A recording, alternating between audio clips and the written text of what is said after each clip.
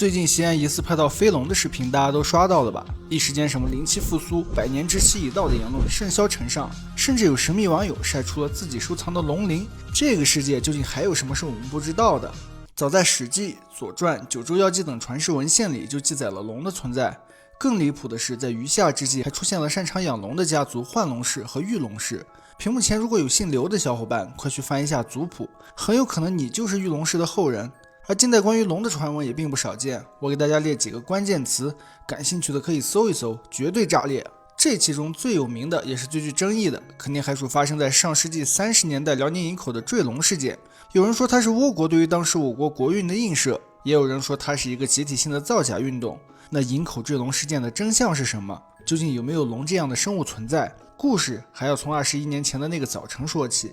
2004年的一个清晨，一位名叫孙正仁的老人在家人的陪同下来到了辽宁营口市市直办公室，当着工作人员的面，老人小心翼翼地掏出了5块化石一样的东西。正当大家面面相觑，这才神秘地解释道，这是自己保存了将近70年的龙骨。由于龙这种生物过于玄幻，并未在当时引起工作人员的注意，因此在送走孙老先生后，这事儿就不了了之了。事件的转机在2004年3月，一位辽宁省档案馆的工作人员在整理文件时，被一篇《圣经时报》上的角类合璧的新闻标题吸引了视线。那联想到史直办同事提到的龙骨一事，档案馆员工立马意识到了事件之间的关联性。于是为了求证事件真伪，史直办工作人员走访了大量营口80岁以上的老人。这不查不要紧，一查还真查出点东西。一位名叫肖素琴的目击证人为大家讲述了发生在70年前的那起神秘事件。1934年8月，9岁的肖素琴骑在父亲肩头，目睹了让他一生都难忘的场景。一条身长约10米的灰白色的龙蜷缩在距离入海口20公里的芦苇荡中。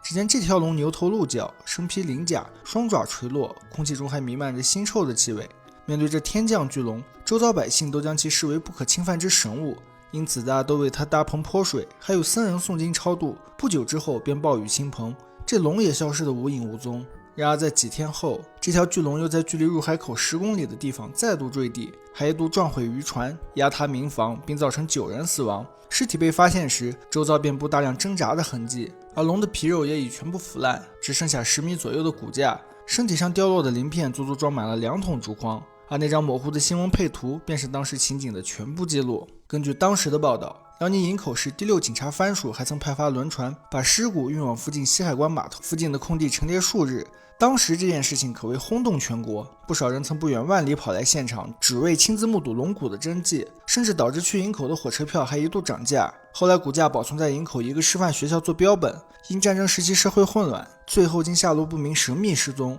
面对这样的局面，孙老先生捐赠的这5块龙骨就显得尤为重要。为此，探索发现节目组请来了大连自然历史博物馆的研究员刘金远，对其进行鉴定，最终得出结论，这5块龙骨的年龄远远超过70年，至少要在1万年以上，属于第4纪的野马牙齿化石。而且这所谓的龙骨也并非孙老先生当年在坠龙现场亲自获取的，其实是1941年他离开大连时，营口市商会会长家的女主人送给他的。因此这样的鉴定结果让营口坠龙一事变得更加扑朔迷离。而针对当年坠龙新闻里的骨骼配图，大连自然历史博物馆研究员赵永波的观点是，所谓龙骨实际上是由须鲸的骨头伪造的。这一观点也是营口坠龙事件最为主流的一个假说，筋骨说。支持这一观点的论据有如下5点。1. 骨骼特征，在这里我加入一张须鲸的骨骼图片，大家可以自行对比一下椎骨的形状，不难看出照片中的椎骨形状跟须鲸一样呈人字形。在现在自然界中体型能如此巨大的且具有这一形状特征的只有鲸鱼。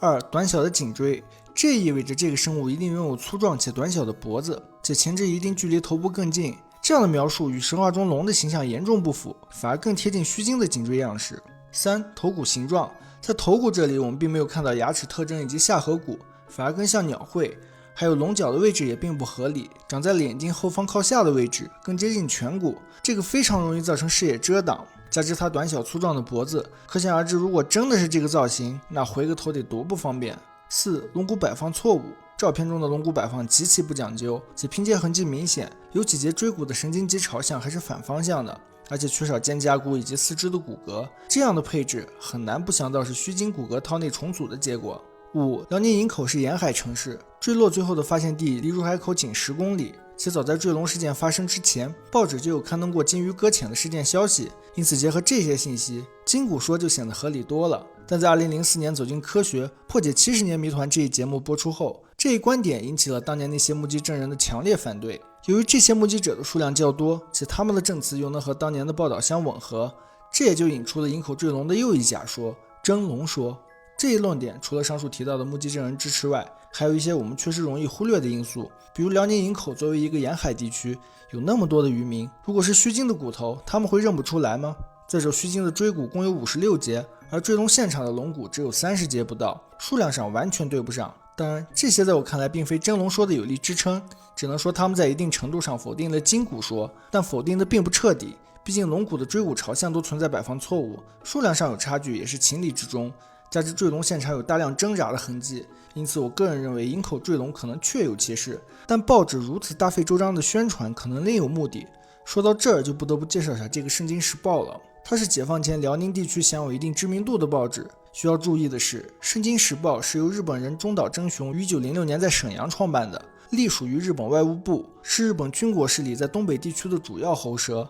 在坠龙事件期间，更是前后发表了共4篇报道。这张著名的坠龙骨架就是出自其中的配图，再结合日本瑞龙寺的蒸笼化石以及河童、美人鱼母奶液等标本，不难想象照片里的龙骨大概率也是源于他们那里的传统手艺。说到这儿，问题就来了，坠龙现场的那条真龙又去了哪里？